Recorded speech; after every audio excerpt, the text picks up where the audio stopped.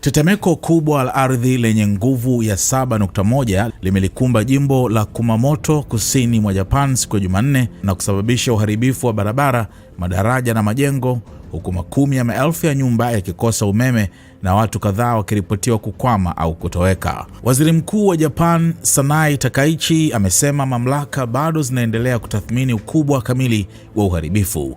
Amethibitisha kuwepo kwa majeruhi, kukatika kwa umeme, moto na uharibifu wa miundombinu muhimu, huku akiwataka wakazi kuhamia katika maeneo salama.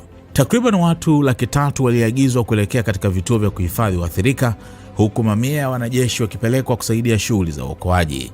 Mamlaka pia zimewaonya wananchi kuendelea kuwa waangalifu kutokana na matetemeko mengine madogo yanayofuata. Mojawapo ya matukio makubwa zaidi yalitokea katika kituo kikubwa cha biashara mjini Kumamoto, ambapo mlipuko ulitokea baada ya tetemeko. Wafanyakazi kati ya 20 na 30 waliripotiwa kutoweka, huku vikosi vya zimamoto vikisema watu kadhaa walikuwa wamekwama ndani ya jengo hilo. Video zilionyesha upande mmoja wa jengo hilo ukiwa umebomoka, mihimili ya chuma ikiwa wazi na vifusi vikitapakaa katika eneo kubwa la maegesho. Vyombo vya habari vya eneo hilo viliripoti kuwa huenda baadhi ya watu wamefariki, ingawa taarifa hizo hazikuwa zimethibitishwa rasmi. Kampuni inayosimamia kituo hicho ilisema wateja na wafanyakazi walihamishwa muda mfupi baada ya tetemeko la kwanza.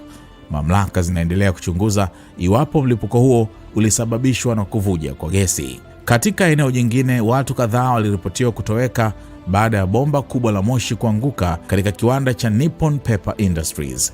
Hospitali katika eneo hilo zilikuwa zikiwahudumia watu kadhaa waliojeruhiwa, baadhi yao wakiwa katika hali mbaya. Tetemeko hilo pia liliharibu barabara kuu, kuvuruga mawasiliano ya simu na kusababisha kusimamishwa kwa huduma za treni, zikiwemo treni za mwendokasi. Uwanja wa ndege wa Kumamoto ulifunga kwa muda njia yake ya kurukia na kutua ndege, huku safari kadhaa zikifutwa au kuelekezwa kwenye viwanja vingine.